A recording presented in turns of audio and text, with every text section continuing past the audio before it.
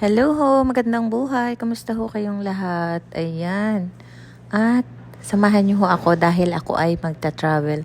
May bakasyon ho kasi ngayon na 1 linggo. So, samahan niyo ako para sa aking travel na mabilisan lang dahil sasamantalahin lang natin ang bakasyon.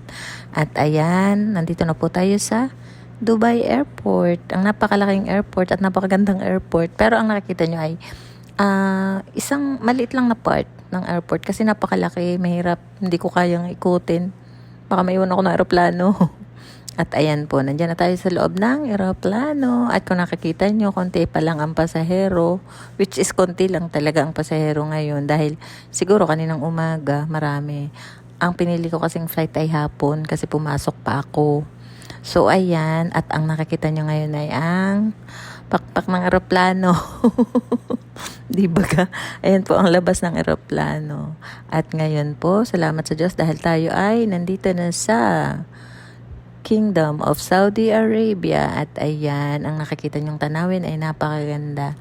Ayan po ang view dito sa Saudi Arabia. Salamat po ng marami sa inyong palagi ang panonood. Bye-bye.